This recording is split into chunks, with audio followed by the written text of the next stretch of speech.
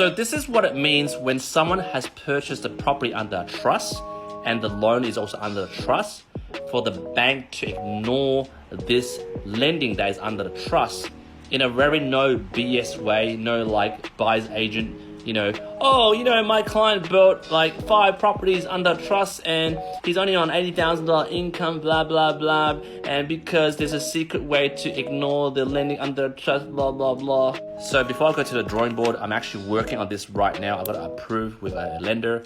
And disclaimer, not financial advice. So let's introduce the client, and obviously I'm going to name names for privacy reasons. I've got a client who is a medium-sized developer, been doing it for 15 years, and he's weathered the storm in terms of, all these big builders going bankrupt and stuff. He's pretty safe and pretty secure with contracts and, very decent developer. So basically right now, under his personal name, with him and his wife, 50-50, they've got a $1.5 million unoccupied debt that is their prime place of residence.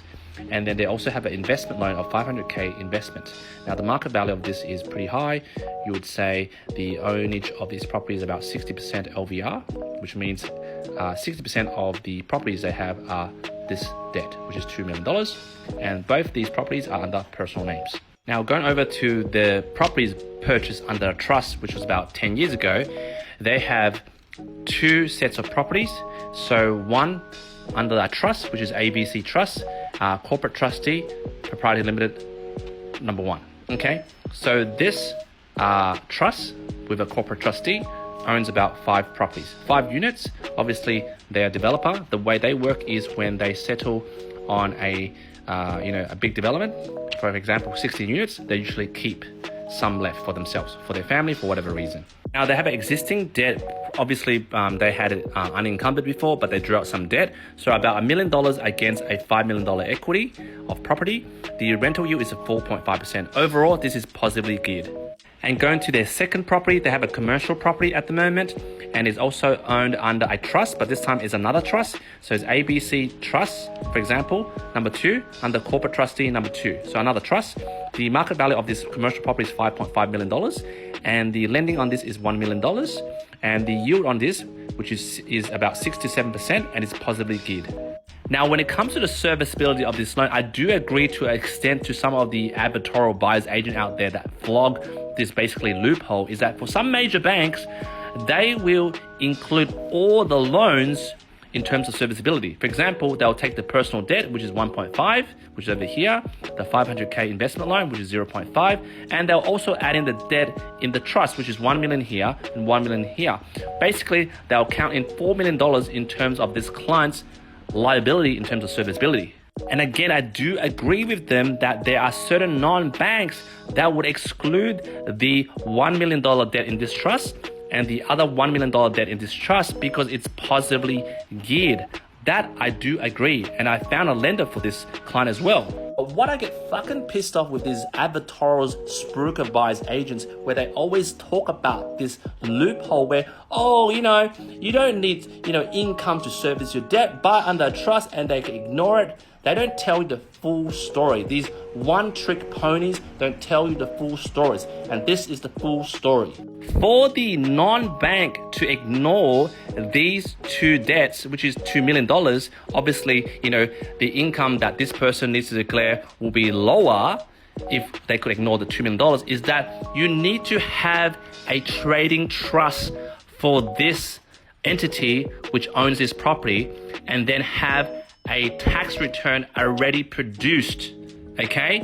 So which means they would have purchased this property already, and 1 financial year have lapsed, and then they look at, okay, the rental income minus expenses and the rental, the expenses, whatever, becomes positive, where the accountant can sign off that this trading entity, which operates the properties, is trading profitably. Also for this as well.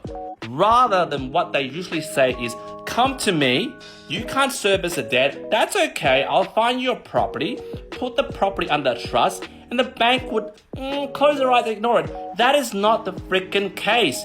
You need to have an existing property that's been trading under a trust for 12 months, have tax returns that show it does trade properly for them to ignore it. Not the fact that you're starting to buy a property and put it under a freaking trust and suddenly the bank goes, oh yeah, we'll just ignore it. Because I'm getting a lot of DMs lately where people say, hey, you're roasting these agents, these buyers agents, and it's legit that you can actually buy under trust, blah, blah, blah. You're discouraging how people lend money and blah, blah, blah. No, fucker.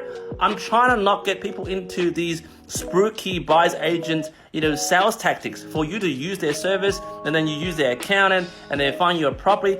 They don't disclose the fact that for the bank to not count in that debt, you need to have an existing property that's been trading for 12 months with financial tax returns to say it's trading profitably. That is the freaking difference. That makes a huge difference. And it's not the fact that I'm dumb, I'm incompetent, that I can't do, the fact that some banks can ignore debts under trust. I do it, but I don't endorse it on this channel because there's a lot of first home buyers, first time investors that watch this, right? I don't want to encourage you to think that you can shortcut the process. If you can't service, you fucking can't service, all right? Just go get a better job, get more savings. You can't cut the process, all right, by going through some trusting that some buyer's agent said. Stop sending me videos of, some buyer's agent said it's possible. It's fucking not possible, all right? It's the only way that's possible.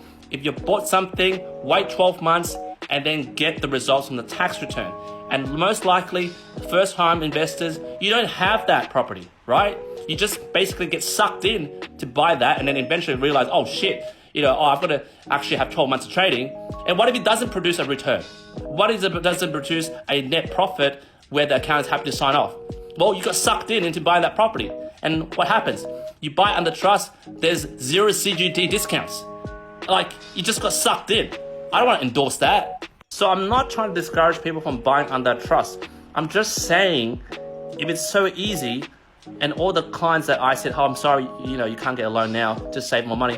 Why don't I call all those thousands of clients that, couldn't get a loan and go, oh, babe, by the way, get a trust, man, get a trust, yeah, speak to my accountant, get a trust, sign a letter. Man, I'll be making fucking millions of dollars every month, right? Wouldn't I be that the smartest person in the world just to do that if it's so freaking easy to buy under trust and the bank will bloody ignore it? Anyway, I'm done with this. So stop sending me your freaking messages that I'm dumb and I'm incompetent. I'm spreading the fact that I'm not encouraging people to buy through a trust and it's so easy.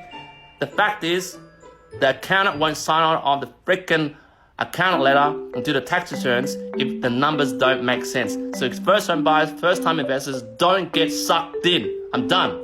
And oh, by the way, on a positive note, this developer got the loan where the $2 million debt was ignored because he did the right thing, got the right property. But not a lot of people can do this. Now I'm really done. Bye.